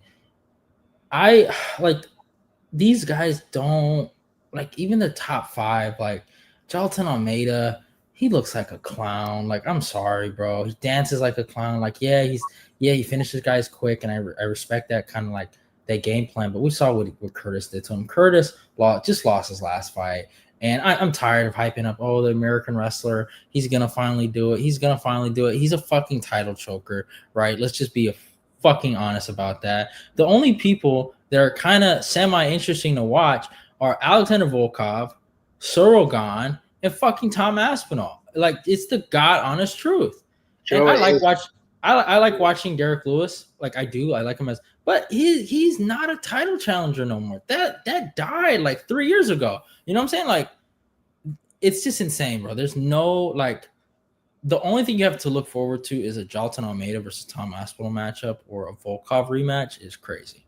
With Tom Aspinall, it's crazy though, because people have ruled out Sorogan against Tom, innit? And I remember 3 years ago. I think he does. I think he does give a good fight, but like again, like that's what I'm saying. You only have 3 title fights to look forward to, and there's no hype between any of them.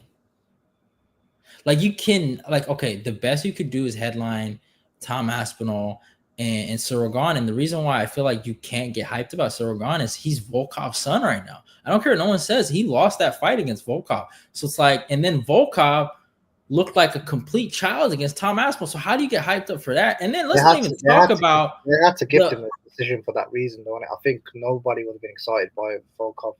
I forgot to even mention Mr. White Ngannou himself, Sergey Pavlovich. Don't even talk about that guy. He's done. He will never, ever have that hype he had. He was like the last heavyweight people were actually excited for. I'm so glad I picked Volkov to beat him. I look like a fucking genius. And I'm not even a fucking genius. I just stated the obvious. He fucking plods his feet, goes forward. I just knew Volkov would pick him apart. Like, Volkov doesn't fight like an idiot, innit? It's just, he fights like a caveman, which is just.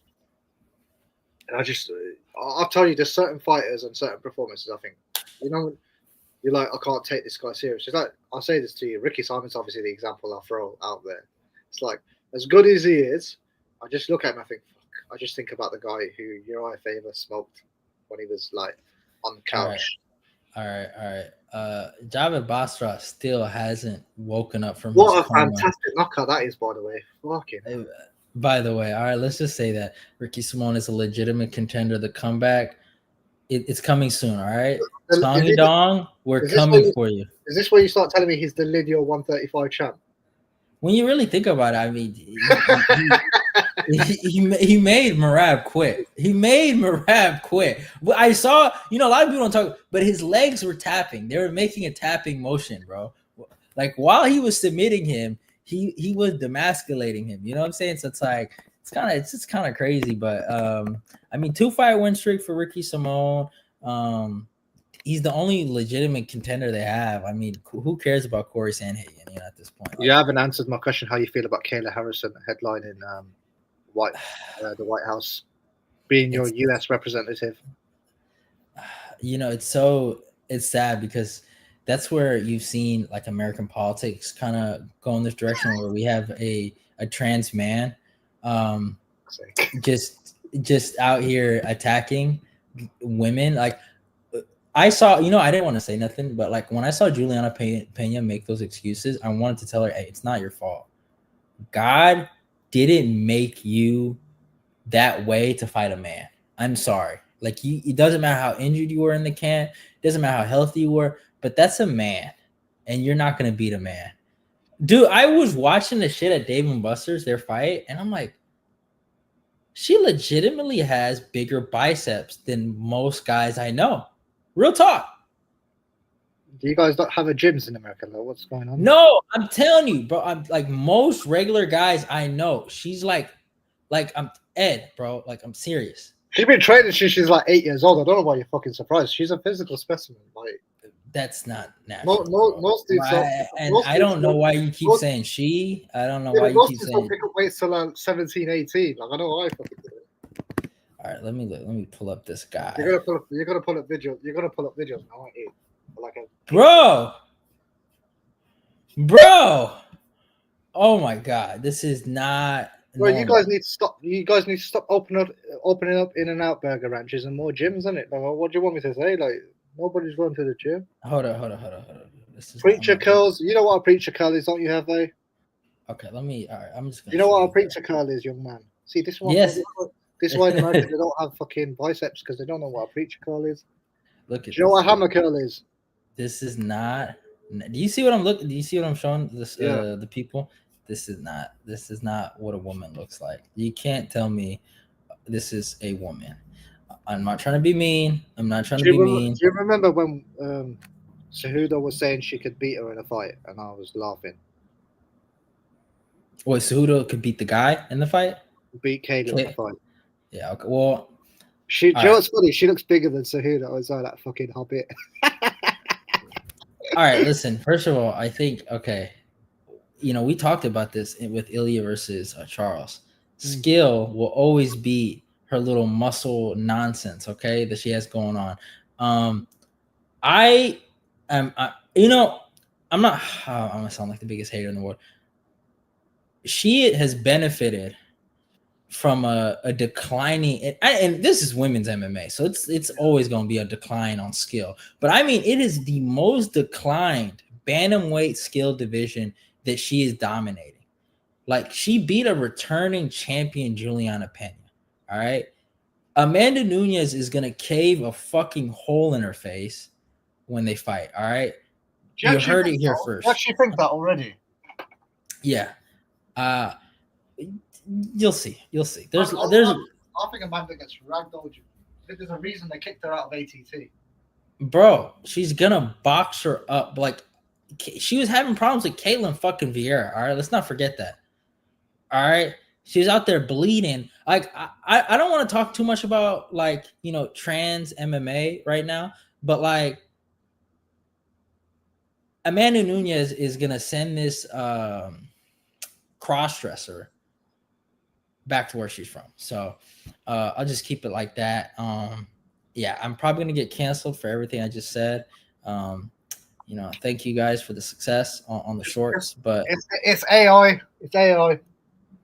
It's AI, y'all. I didn't say it, bro. I don't mean any of this. It's not my opinion.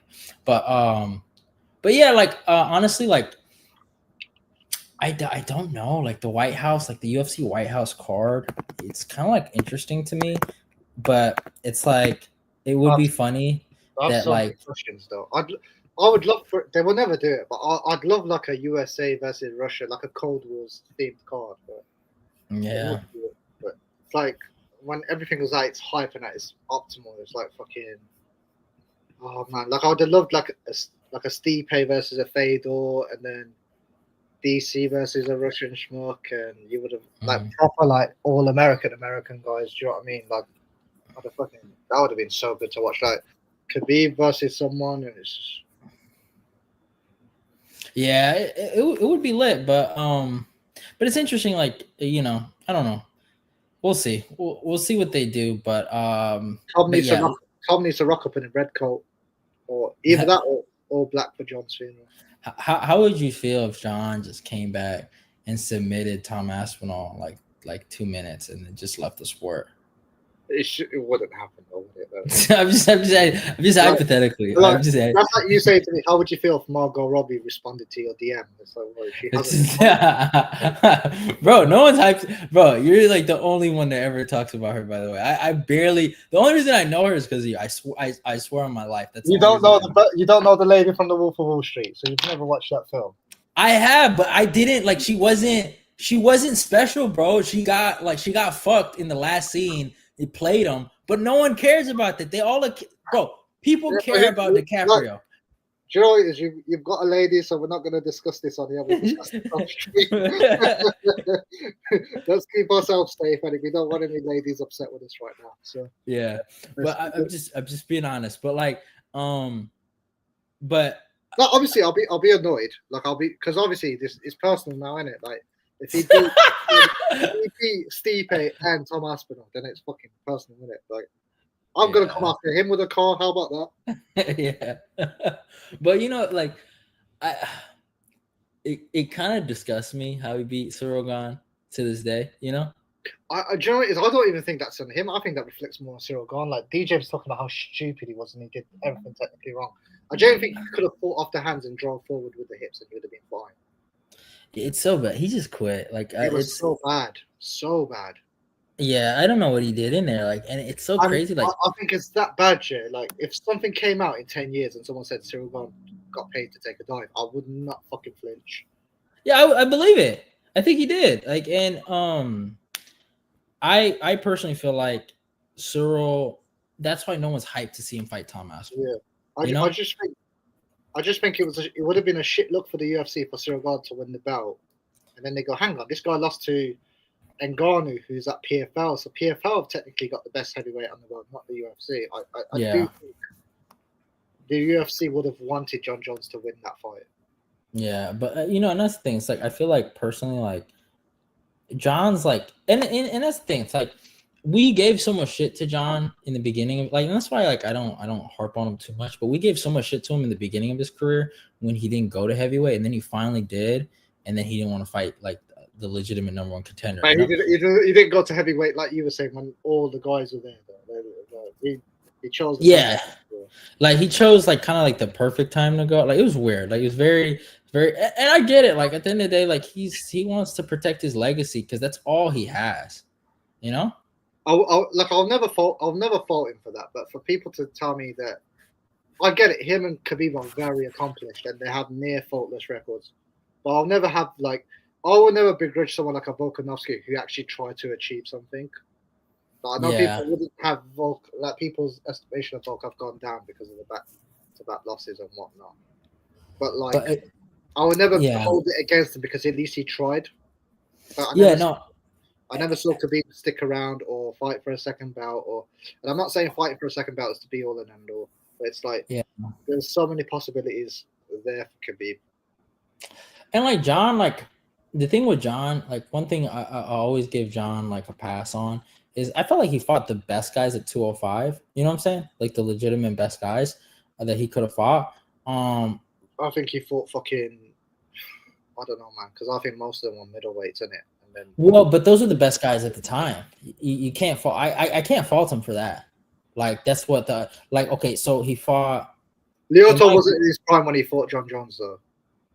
He was. No, I agree. I don't think Lyoto was. I don't think Rampage was. But I mean, to be honest, those guys, like, okay, they were like a top echelon of what Chuck Liddell and Tito were, but people are gonna get mad. But they were like 2-tier level fighters in terms of like skill level. Like they had 2 skill levels and they had deficiencies in other games. You know what I'm saying? Like I would say Rashad was like kind of semi-complete, but he had no kicking game. He was just a boxer wrestler. Rampage, the Jan Blachowicz fight really interested me. I know people. Yeah, that would have been a good scrap. I know people saw what Glover did to him, but I think his leg kicks and I think his boxing and his forward pressure. It would have been good. It would have been good. I like his pressure because I saw what Maheta did on one knee. How he forward pressure. I just would have liked to have seen Jan Blachowicz in that situation, and especially the way he nullified Izzy's weapons from distance. Yeah.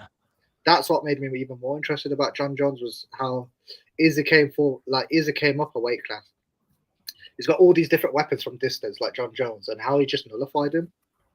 Yeah, but like if you look at John's career, like all the guys he fought, like because John's like I consider him like a three kind of like art. Well, not 3 art, but it's like 3 different eras, isn't it? Yeah, I know what you mean.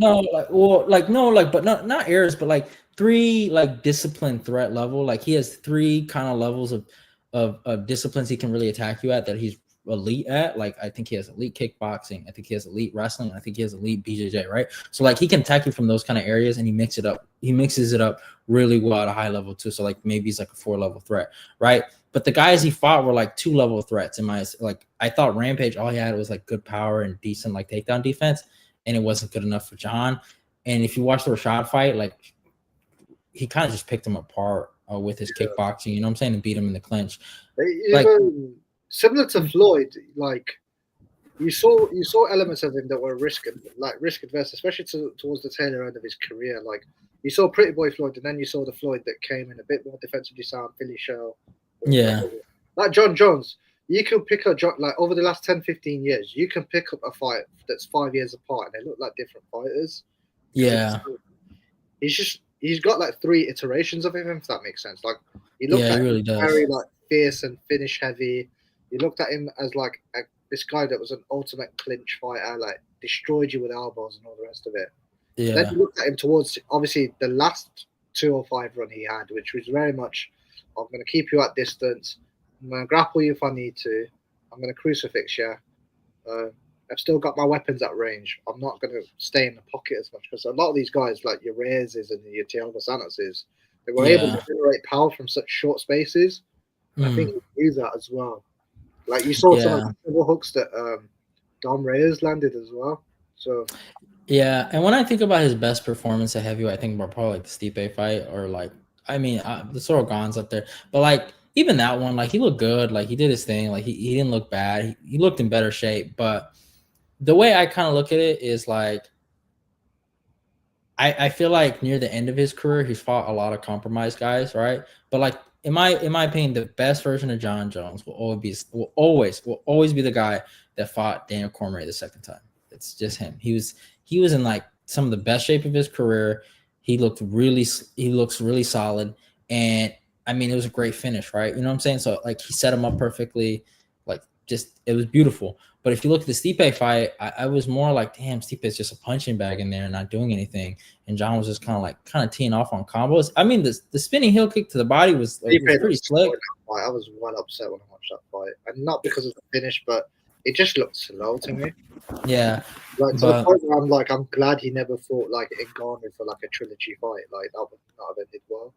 Yeah, it would have been murder. But I just think John is just like, he's really technical, you know, but I just think he's lost a step in terms of like his athleticism. You know what I'm saying? And at heavyweight, I felt like he kind of depended on his technical prowess, you know.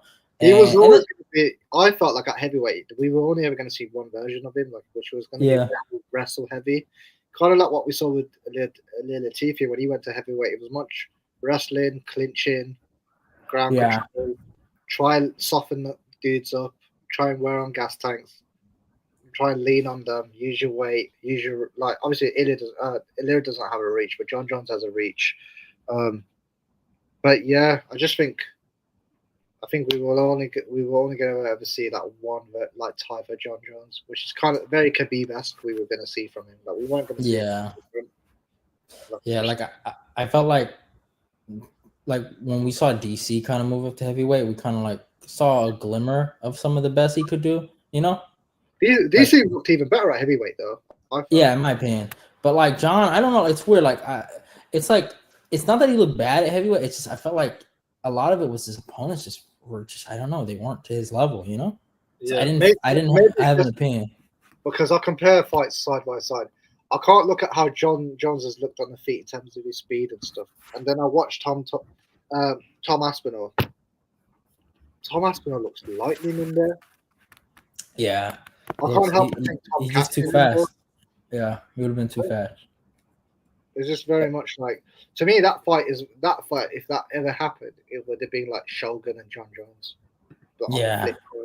I think Tom is the young, hungry lion, and he comes in there and decapitates him. I agree. We replied him, we don't need to fight that Jabroni. We don't care about John Jones. John Jones can hit and run as many schmucks as you want. It's not our problem anymore. We move on. So I was going to ask you, the UK have the heavyweight champion of the world. Huh? No, I was just saying, where the UK, we've got the heavyweight belt in the UK. So come and get it, America. You guys do.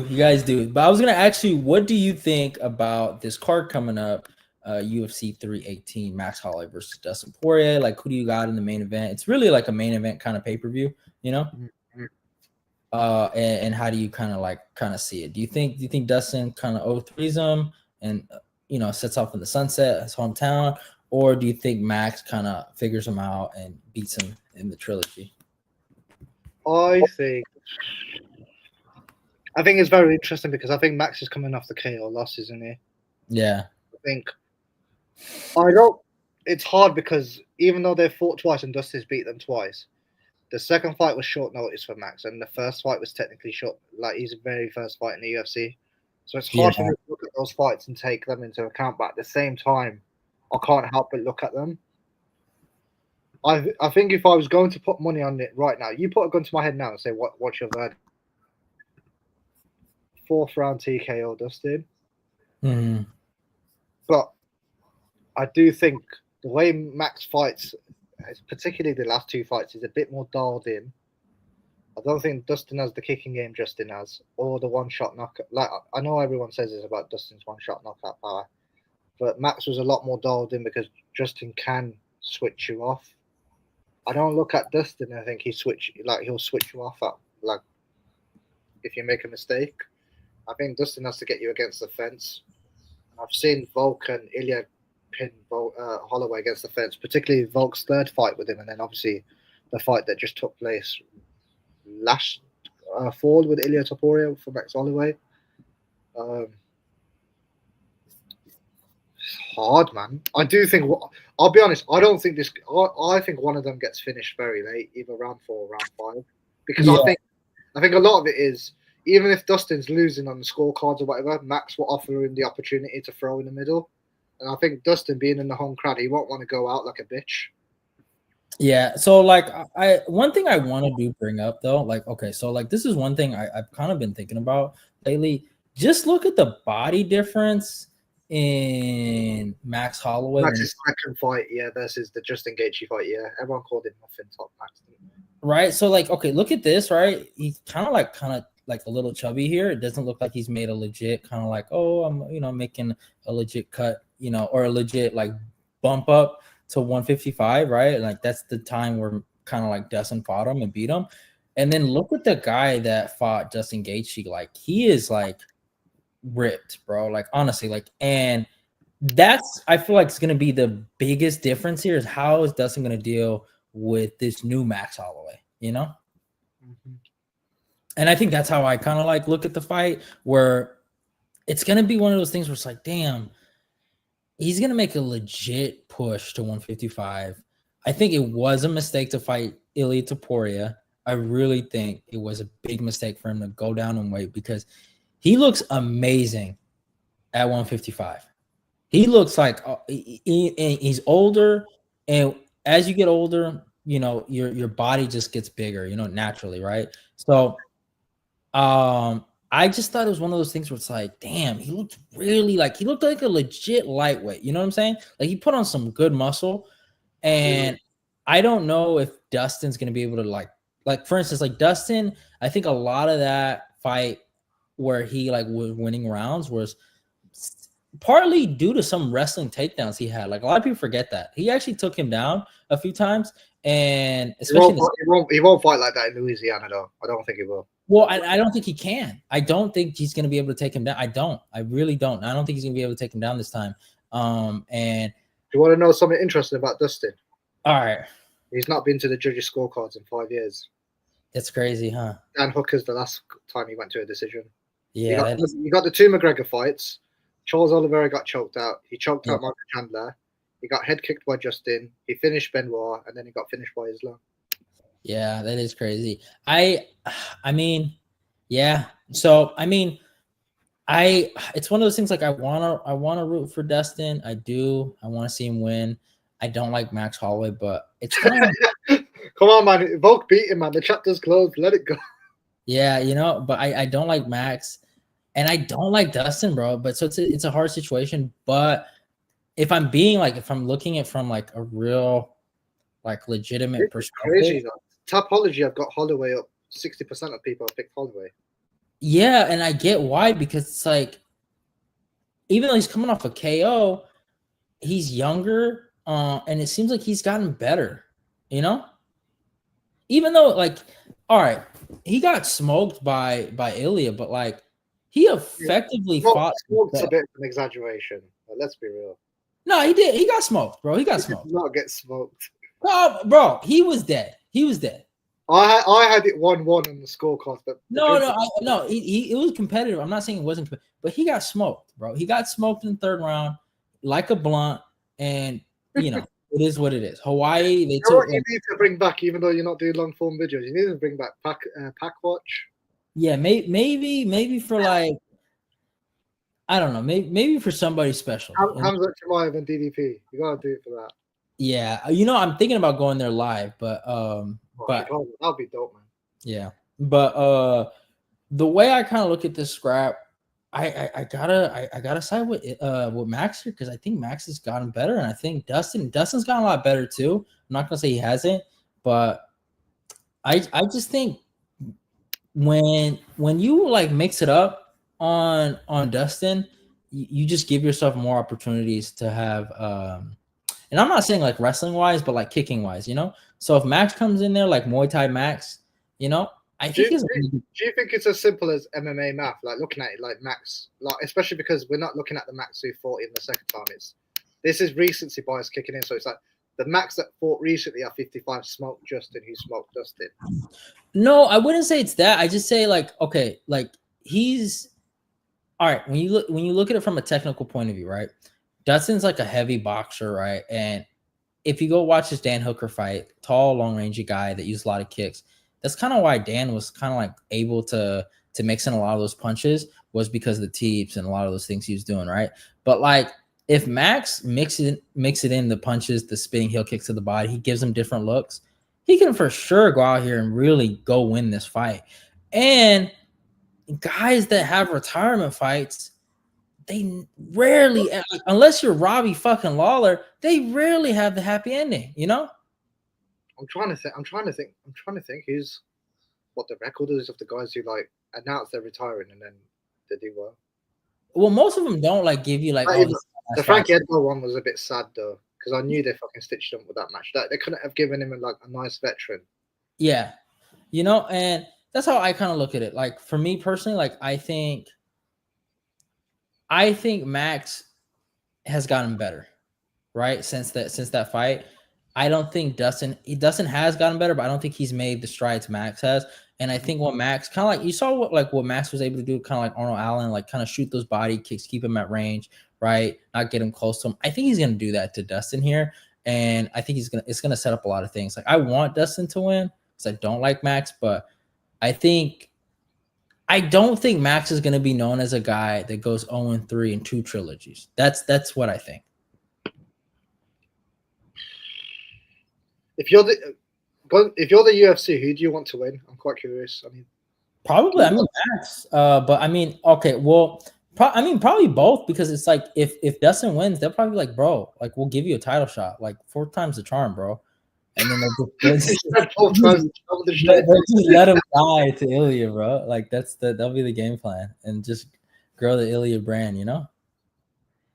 But yeah, I don't know. I probably Max. I mean, Max is we all know Ilya is not going to stay at 155 for a long time. I don't think I just don't. And I think they want Max to fight for like a lightweight title at least once, you know?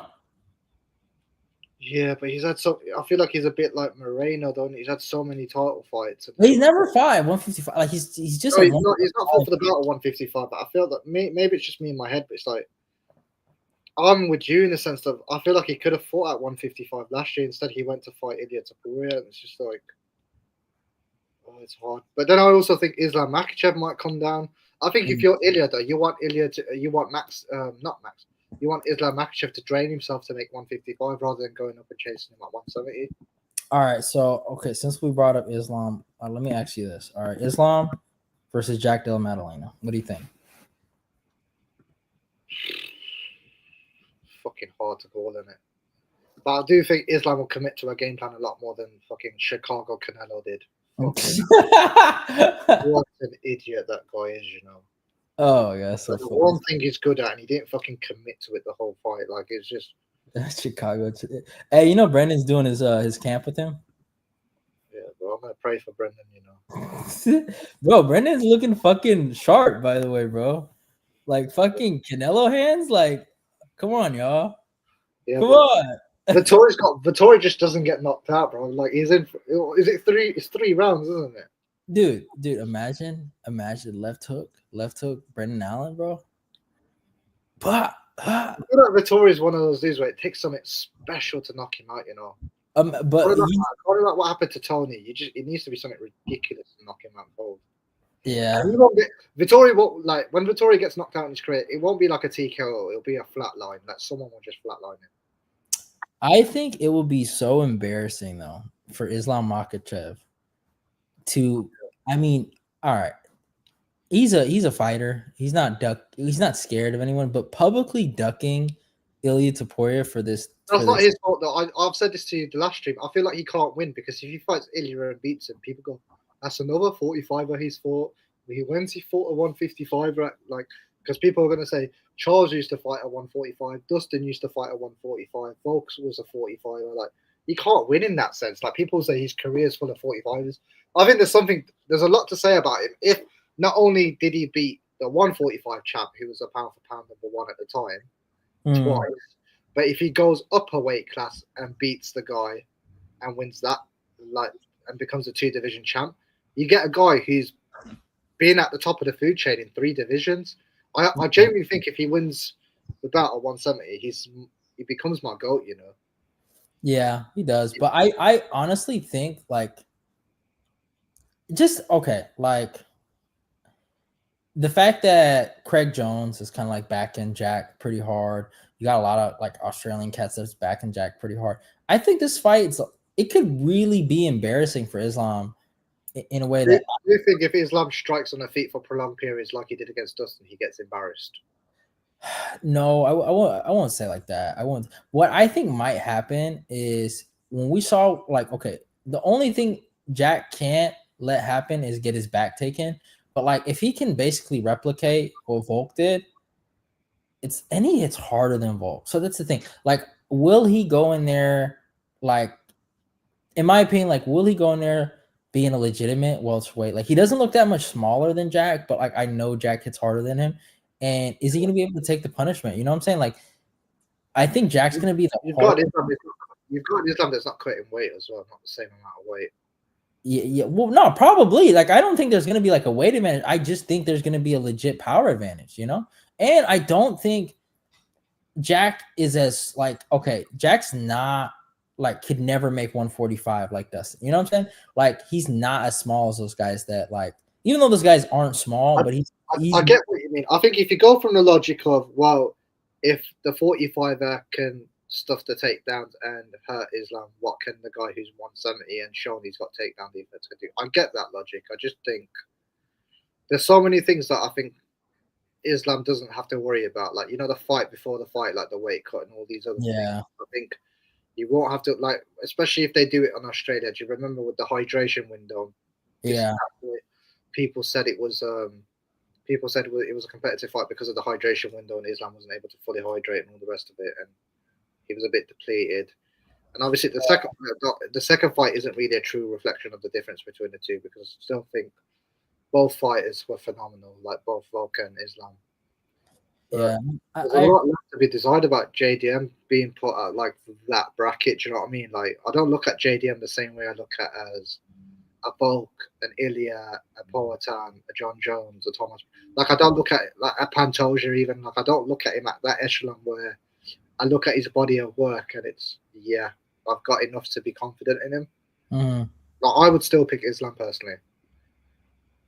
Yeah, no, I get why, but like the reason why I kind of do pick Jack here is because I think Islam's gonna make the same mistake Bilal made. I think he's gonna really legit. I think they're thinking this is like easy money, and they might just go out here and get fucking schooled and embarrassed. Like I honestly believe. Even when Islam, like, bro, the way Islam was so happy that Bilal lost, it was like, oh, it's like I'm gonna get another belt. You know? That made me laugh though. The inshallah. Yeah, like, bro, like this is not easy money, bro. And then it's like, I just don't think that, like, Let's wrestle. Let's wrestle. I think Islam is like an echelon of what Kevin Lee is. Like, he's a big lightweight, but he's not a real welterweight. You know what I'm saying?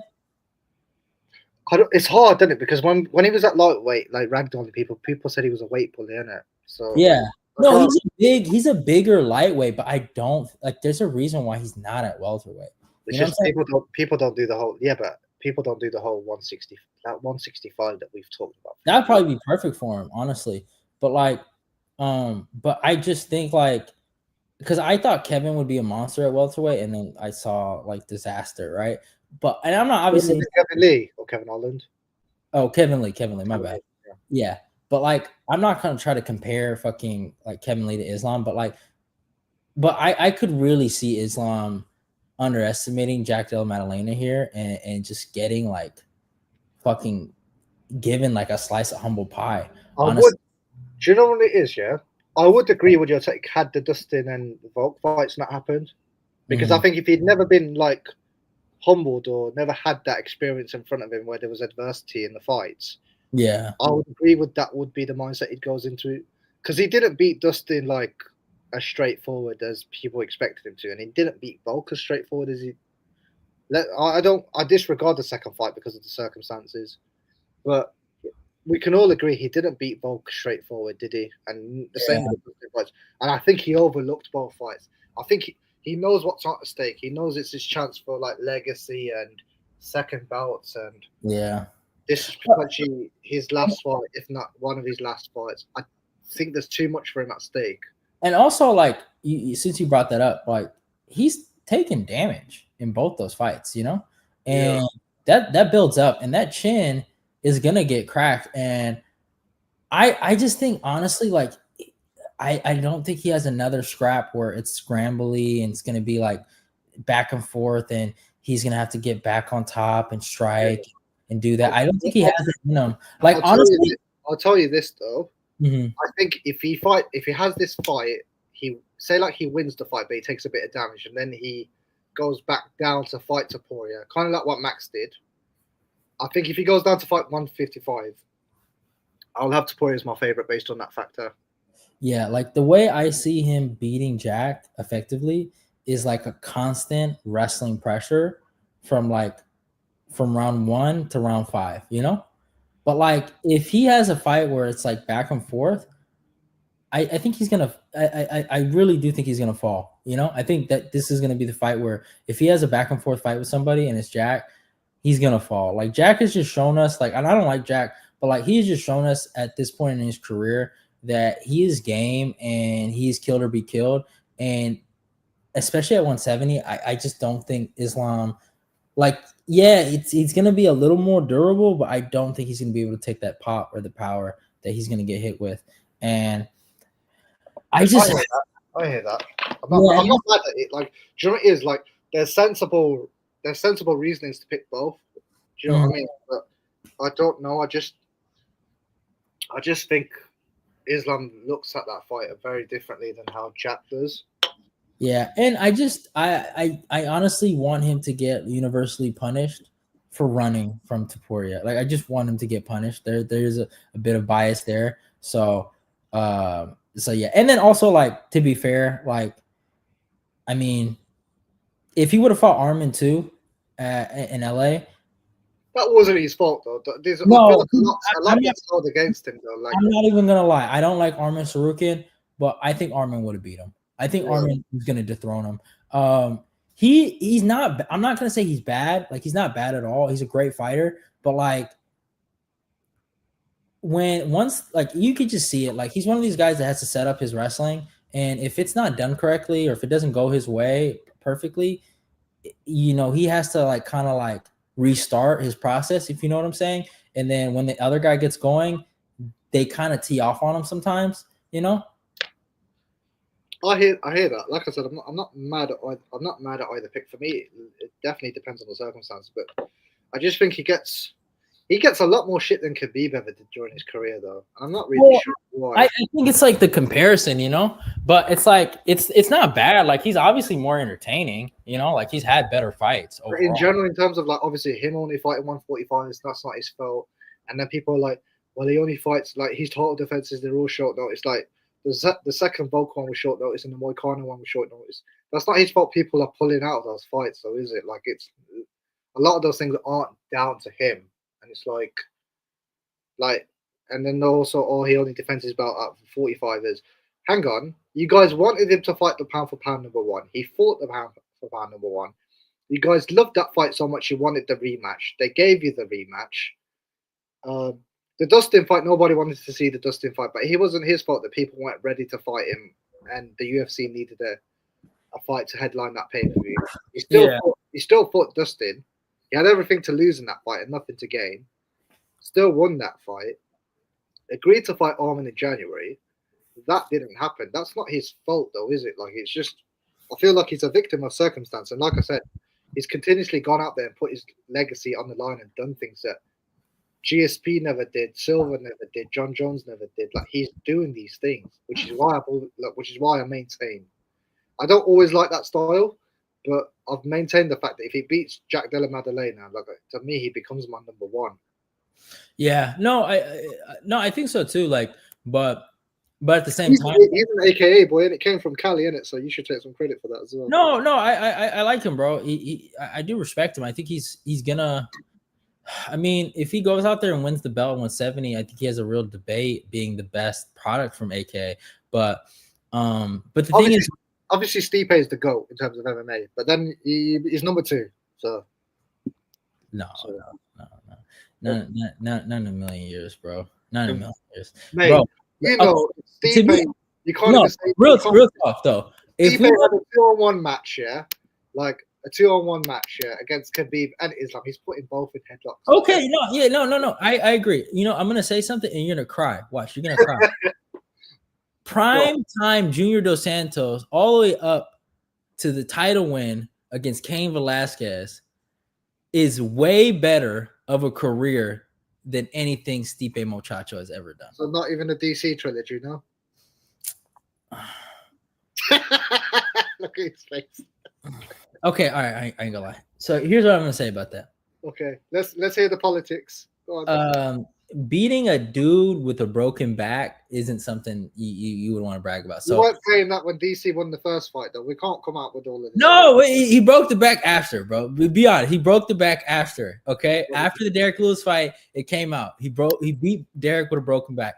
So after that, like all of Stipe's accomplishments is like goes out the. So basically, Stipe's career ends. How many total defenses has Junior and Cain got? I'm asking for a friend.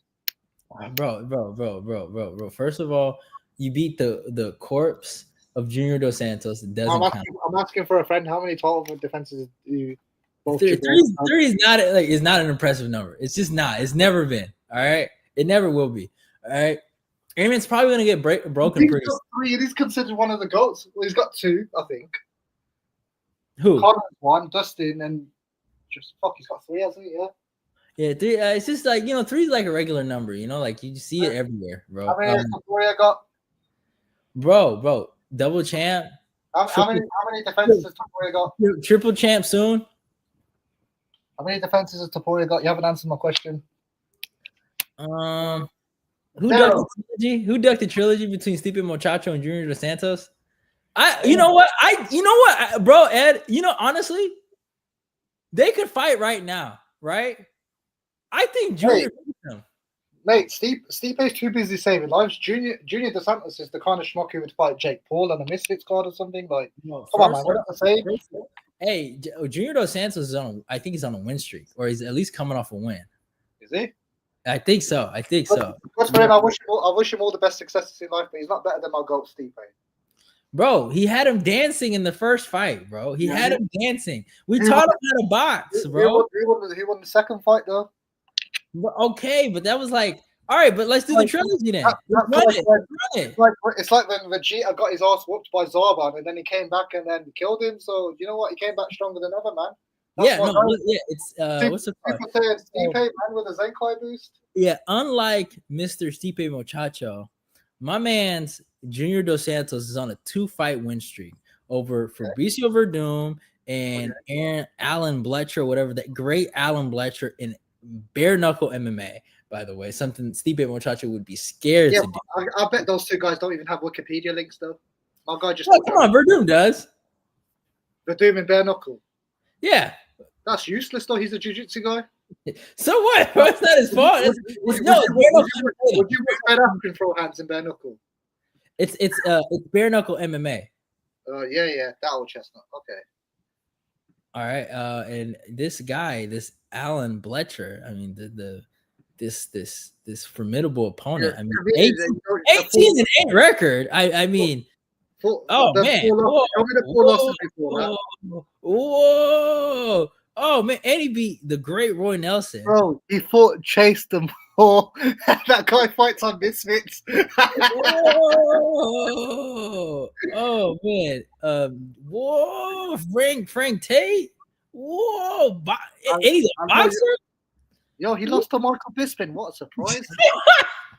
See, this is what I'm saying, man. You guys are losing to the UK. Like, stop. Listen, bro. Listen. Junior, let's book it now. Junior Dos Santos, Stipe Miocic trilogy, bare knuckle MMA. I'm saying it right now. Junior Dos Santos beats Stipe Miocic. Yeah, but my guy's too busy saving like lives and shit. Like he ain't got time for this side quest. Because he's scared. He knows he'd rather be a firefighter. And my guy runs into burning buildings for a living. I doubt he's doing anything. He's in the back of the trunk. We all know it. He's not doing anything. He's watching, drinking, probably milk or whatever.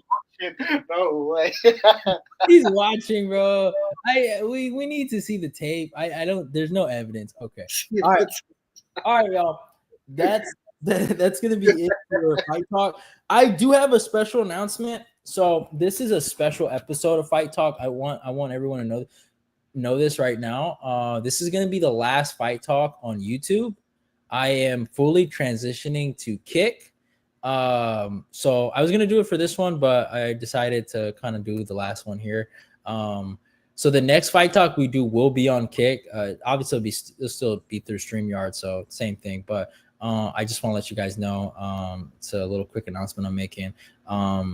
We're done with YouTube, and I love YouTube. I love the YouTube Shorts. I love what they've done for me, but YouTube has effectively basically not allowed me to grow as a channel, and I'm deciding to move on. And obviously I'm not streaming every goddamn day, but I prefer to stream on Kick, and try to build my channel there, obviously. And to be honest, like, I'm just noticing where people are going, and just I'm not gonna be here anymore. So for anyone that watches the replay or whatever, I hope you guys enjoyed this. This is the last Fight Talk on YouTube. Leave your Kick link in the description so they can click. Yeah, for sure. I will be leaving the Kick link in the description so you guys can follow me on there. And yeah, man, I hope you guys enjoyed this. Love y'all. Goodbye. Don't forget to subscribe, like, comment. There will be more shorts coming out. We are not done. And I just appreciate everyone that's been watching the shorts, that's been supporting it, been liking it. Have been doing a lot of good stuff on there, and it's revitalized the channel. I think it's given us new birth and new meaning. So I love the new direction we're going in. And yeah, hope you guys enjoy Fight Talk.